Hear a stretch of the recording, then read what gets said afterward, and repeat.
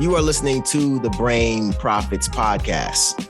We bring awareness to the reality that, in large, people allow their brains to control them, which is causing difficulty at school, at work, and in life. Success in life and business starts in the brain. Therefore, we want to explore the challenges that exist for people and organizations so that they are in control of their brains and not the other way around. Listen in, be inspired, and take back control of your brain, and you'll create optimal results in your life, organization, and community. Ready to start the show? We are, so let's go. Welcome to another episode of the Brain Profits Podcast.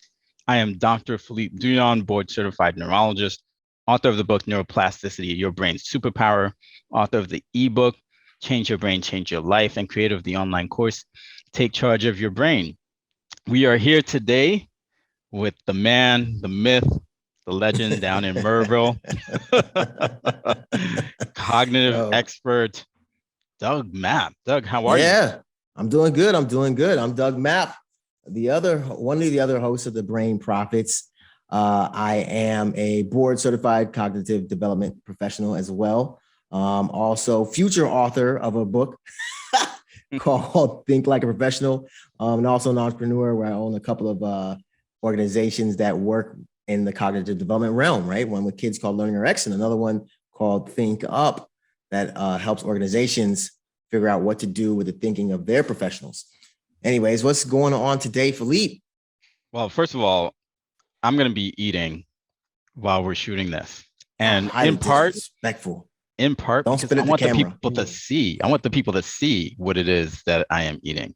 It is oatmeal. It is laced with some cinnamon, some hemp seeds. It's got strawberries, blueberries, blackberries. So it's an amazing way to start the day. Yeah, you're missing one thing. And to start this, Doug, I gotta say I'm a little pissed with you. What? Today? Yeah, you were supposed to be in New York today.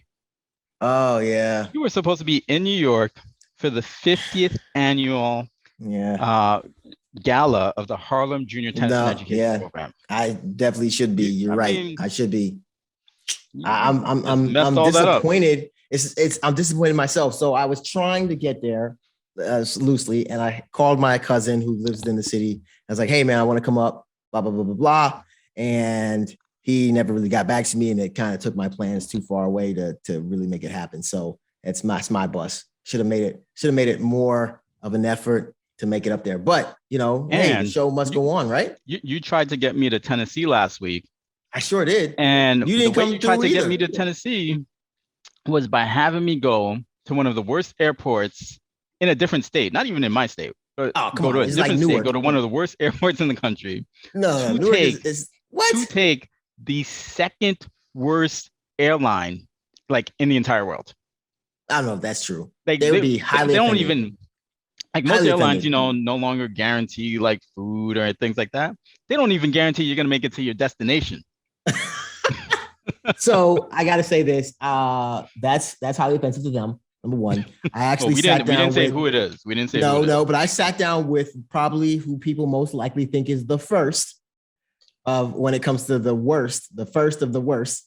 And I talked to some of their flight crew and I asked them, hey, why do people say that they're the worst? And they're like, who's saying we're the worst? We're not that bad. We're not any worse than anybody else. So, the measurement of worst must be subjective. And I got to say this, I did talk to another doctor friend of mine and said, hey, man, how bad is it to fly to Newark? And he said, man, I do it all the time. So maybe you're being a little bitty hoity-toity with the little pinky up in the air with that. That is not in my state.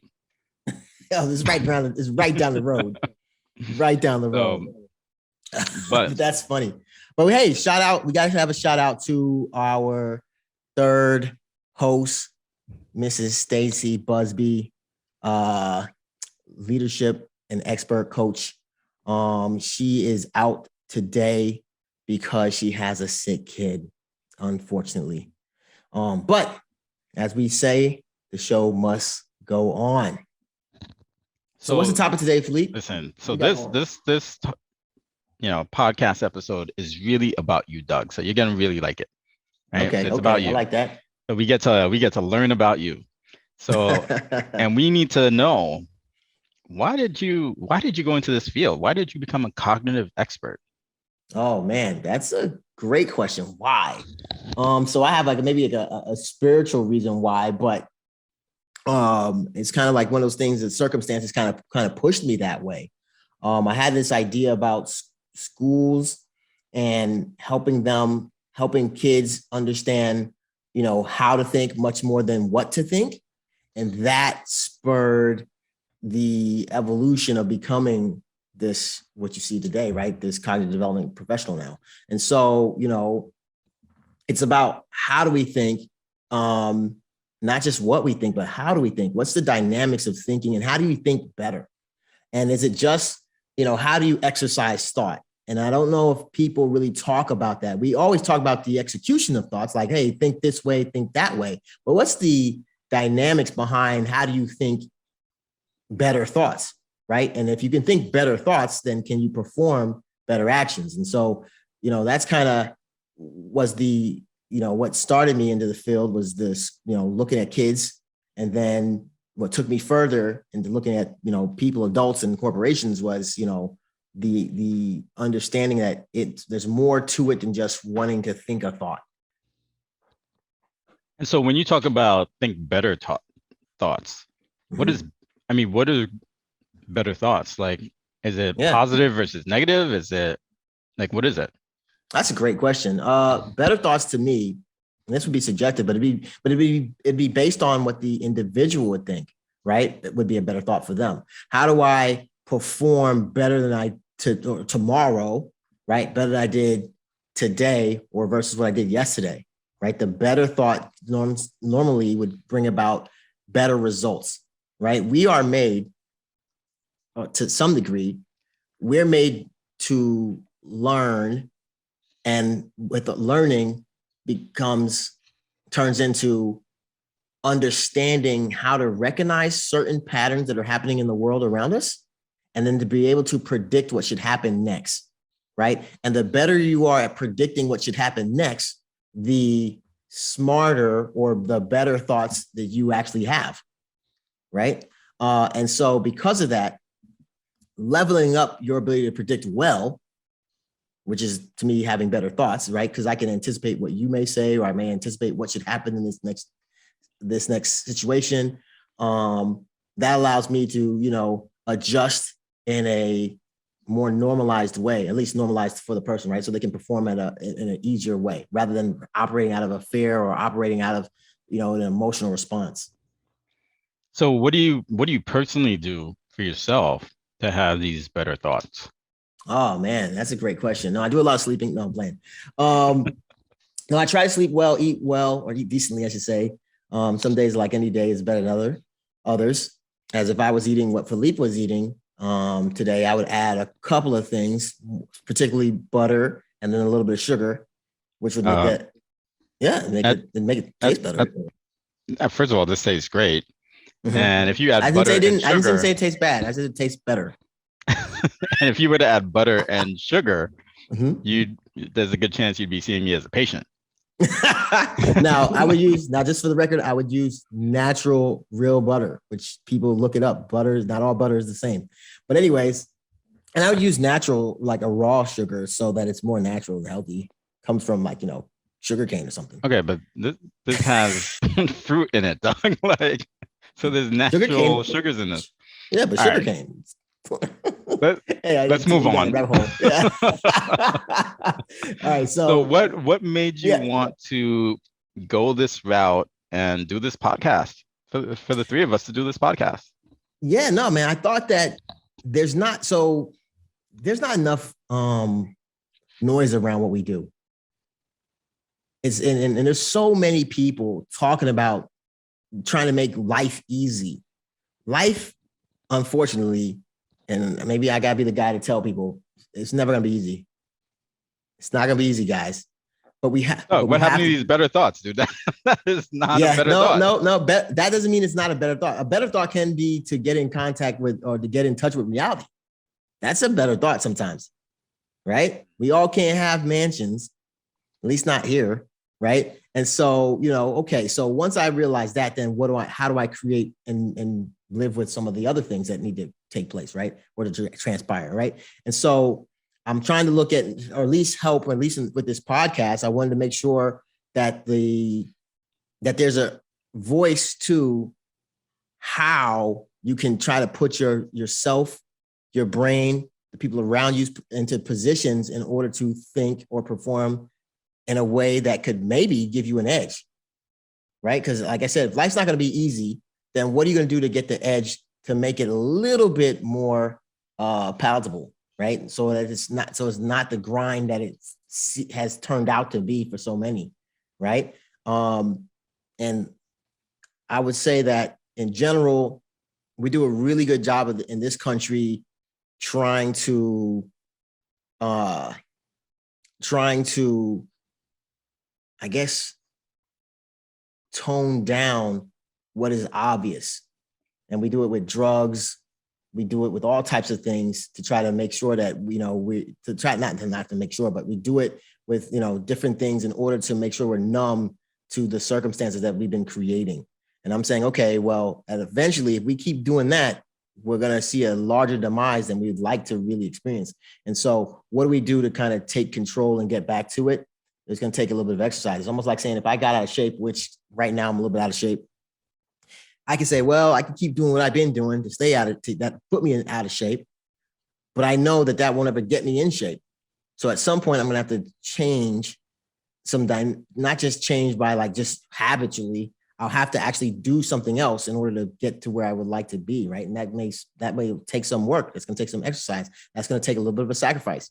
And so with your thoughts, that takes the same type of work or actions. And so things that I do, I put myself through what we call metacognitive activities. These are, meta means change, cognitive means cognitive means thoughts or thinking. So change thinking activities, right? And so those things are based off of what my brains can do well or do poorly, right? Right. And there's these attributes that we being the field of cognitive psychology, have created that are called cognitive function skills. And those cognitive skills, there's like 16 broad skills. And in those skills, different things that you do kind of forces those skills to work or perform one way or another, right? And so if I want to get stronger at attention being one of those skills, I have to do exercises that make my brain attend, right? And there's different types of ways to attend. You have your sustained attention, your selective attention, your divided attention, how you make those things stronger and what happens when you make those things stronger.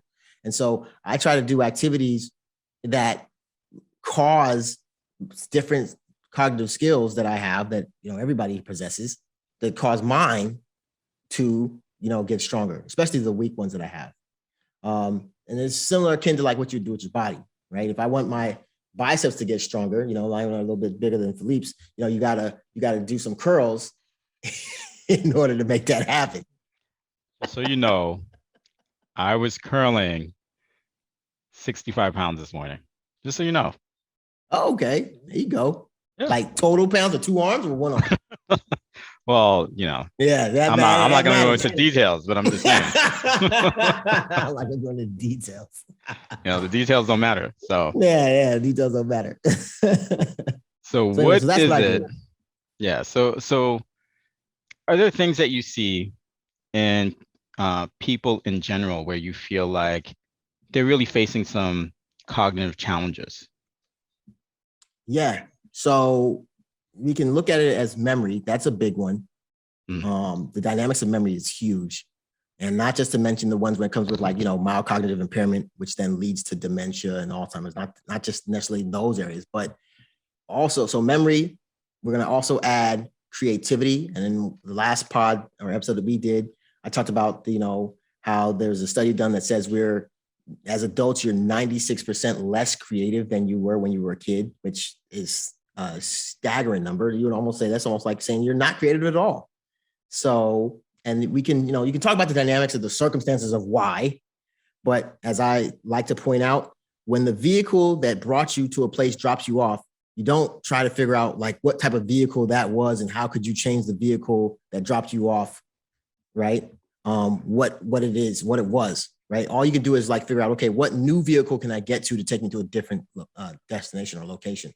And so with that being said, the problem I see with people in general is the inability to cooperate with each other in a progressive way, to be creative with our ideas, to put us at the top, especially in our US society.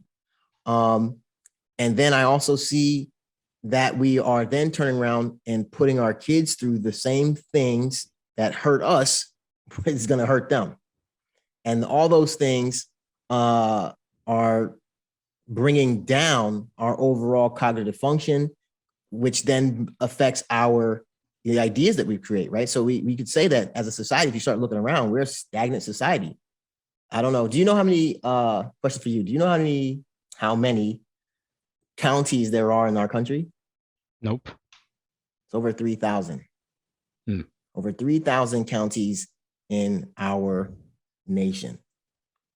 If you want to say, if I had to give you a number, how many counties would you consider to be innovative counties? Now, you may want to say, well, what's innovative mean? But innovative meaning that they're producing or creating new things, right? Novel things. How many of those counties are not create novel things or are innovative? How many counties would you think? Oh, I would think none. Really? Wow. You're a little bit more pessimistic than most, but we're in between 40 and 60.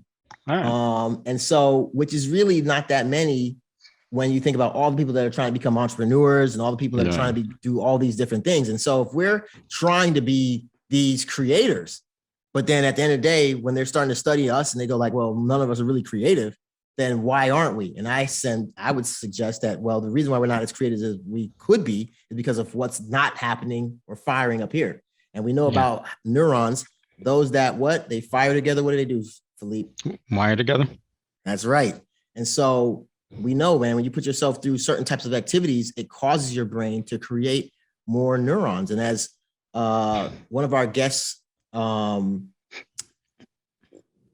has told us from the past, that when the more brain cells you have, there's actually between your brain cells, there's a space. And the more brain cells you have that are talking, the more space that you have to kind of create these new ideas. And that's kind of where I take it. I didn't have said it exactly that way, but that's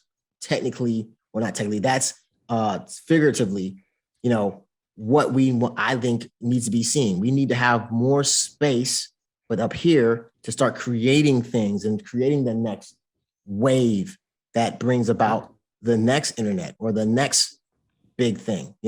I fly across the country occasionally enough to know that, I don't know, man. I know you guys want to go to Mars, but there's a lot of space at least in the United States, where I've not seen anybody living as you fly across it.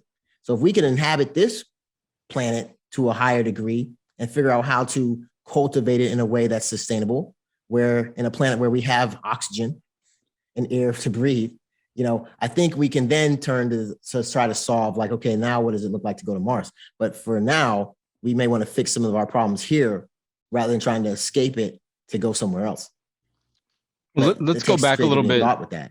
When you had mentioned you're seeing people with memory issues, you're seeing people with, learning struggles. Yeah. And I'm going to need some examples. And part of why I'm going to need some examples is when you're talking, I'm like, this dude is trying to take patients away from me. Trying to get them before they need to see the neurologist. That's exactly the case, man. If we could eliminate our health, our medical system, the way that it's kind of set up, we'd be better off for it. Absolutely. I agree right? Why would you 100%. Why do people want to be sick? I do not understand.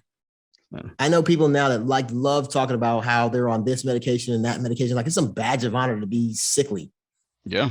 When I die, I want to die where, the last thing I did was talk trash to, Philippe and Stacy. And then, because I was 9 and I'm 90 years old. And then, I wake up. I mean, I go to sleep and I don't come up, but I was well with it the whole way through. I knew this guy who wanted to die by blown up. So I like your version a lot better. But geez. Oh man, I don't know. That's a kind of one to jump into why he wanted to blow up. But either way, that might be some cognitive issue right there. Yeah, it could be. But anyways, yeah, no, I want some examples. Of course, people can have a lapse of memory. There's different stages of memory. There's 3 stages in general. And so when it comes to memory, there's like, okay, well, how do you remember? Like, what are you doing to make sure that you can get stronger at remembering things? If the general person probably has zero technique of like what that takes. Yeah. Well, right? So like, before you go into that, you know what I have realized as a neurologist? When a lot of people that are like, oh, I can't remember something. Dude, they never even learned it to begin with. You didn't learn that person's name. Like, you're like, that's a good point. You didn't learn it. Somebody told me the name. Right. So people say often, hey, I can't remember people's names. I'm like, well, why, okay, well, how do you remember a name? And they tell me, like, what do you mean? So-and-so just tells me their name and then I should remember it. I'm like, well, that's not how memory works. But it goes back to like not knowing. That's almost like me saying, I want to squat 500 pounds. Mm-hmm. Okay. But I've never squatted anything. Right. So I get on the bar, I can easily hurt my back trying to squat weight. Right. Yeah. And so the same thing when it comes, I think, to some degree, memory is the hard part is that you think that because when you were a kid, you were able to do it, but you don't even know like why you got to like that name or to know that person's name when you were a kid. You don't know the emotional levels that you were involved in. It kind of happened without you. And now that you're older and remember, 95% of your creativity has kind of been taken away from you due to other circumstances. Your brain's not kind of going through the same type of laps or cycles in order to make sure that you and so-and-so, let's say Henry, your brain doesn't go through the same laps that it took for you to know Henry as a 35-year-old as if you met Henry when you were 10. Yeah. So, well, that example you just gave of trying to squat 500 pounds, right? Mm-hmm. You know what it made me think of, sort of getting the results of trying to squat 500 pounds without actually squatting it. It's called the BBL, Doug. BBL. That's what it is. They're all over the place. Yeah, you're right. You and I in another episode, I told you, Doug, you don't need to get that BBL. Just do some squats. You just made me think about this show I watched. I think it was called, I don't remember the name of the show, but I know it was a Spike Lee joint. And this girl had a BBL and she was doing this dance number and then she fell and exploded. It was, it was so funny. Anyway, you see what we see in medicine. Really? You guys, oh my gosh. But anyways, so that's what when I look at like some of the problems or what are the challenges we're facing is a lot of it's based off of us not, wanting to be able to run marathons, but never practicing. Yeah. Never training for a marathon. I ran 1 5K in my life. And, I did a lot of practicing on a treadmill and on flat roads. And then when I got to the event and I started going up and down these hills, I was like, I didn't train hard enough. Yeah. And so the same thing when it comes to me, the way that our brain works, you put yourself in a circumstance and you think, I'm just going to perform. Your brain goes like, that's not what we weren't made to do this, and oftentimes, and I think I talked about the brain before in a couple of different systems, but I look at it as your brain going like, I don't know about you, but I'm going to do something different. And there's nothing you can do to stop it. By the time you put yourself in the situation, it's too late. Yeah. And that's what many of us kind of go under. And then we get upset and mad, and then we want to act out and we get mad at other people, not even knowingly, you're getting mad with other people. It just happens. Because your brain does take offense to things, whether you want it to or not. And unless you can get that, you can strengthen it up so that it doesn't lose control or you don't lose control, you're going to lose it, man. And so often, many people are losing it these days. And I just hope that, by being on a podcast like this, we're giving, or we're raising the volume, not just giving, but we're raising the volume to what the symptoms that we're seeing, right? That says, hey, we have an issue. And then what does it take to do? Right? To me, everybody knew that we should work out. to stay healthy. But it really wasn't until, in my mind, CrossFit hit the scene that people were like, oh, that's what happens when you really work out? Yeah, that's what happens when you really work out. You know, I mean, Bally's Total Fitness was my jam, and it used to make me feel good about myself. Planet Fitness makes me feel good about myself. You know, shout out to Planet Fitness. Hopefully they'll sponsor us one day. But, you know, their whole business model requires people, or at least it seems to be that they don't want people coming to their gyms. That's why they say, hey, come to the gym for $10 a month. That's a good deal. But if you don't show up, they make more money. So before we have to go, give me 5 cognitive skills that you can share with people so they know, you know, they get a better sense of what they should be working on. Yeah. Okay. So the first one I'm going to throw out there is going to be attention. Next one's going to be your working memory, as opposed to this is different than short-term memory. So working memory, your ability to hold information and calculate, like kind of in the moment, like what we used to do when you used to be told a telephone number and address and you could remember all 7 or 10 digits. Now you give people 7 digits and they probably fall apart. So that's working memory. So I said attention, processing, working memory, processing speed would be third. Getting faster at being able to improve your cognitive flexibility kind of starts with those 3 being strong skills. I'd say also auditory processing. Auditory processing helps with people's level of comprehension. And then lastly, I'm going to say their response inhibition, right? Their ability to kind of like go like, you know what, I'm not going to say anything right now. I think if our world did that a little bit more, you know, waited to talk about something before they had all the information rather than just a snippet of information, we'd maybe be better off in how we deal with certain things. So those are the 5 that I would give you. So this was an awesome conversation. I feel like I've learned more about you in this, you know, few minutes than in the last couple of years, because up until this point, I thought you were Stacy's secretary. Oh, so, wow. Tell the people where they can find you, Doug. I don't know if that's a compliment for me or Stacy in that regard. So you can find me. I'm on Twitter, DMAP2, DMAP as in Papa, P as in Papa, 2, the number 2 on Twitter. You could also find me on LinkedIn. I am Douglas Mapp. Douglas spelled with 1 S, so Douglas, and then Mapp with 2 P's. And those are where you're going to find me the most. You can also go to thinkupexcellence.com. You can see some of the work that we're doing there. And stay tuned, man. And of course, right here on the Brain Profits. Sounds good. Well, until next time, everybody, take great care. No problem. Hey, later, guys.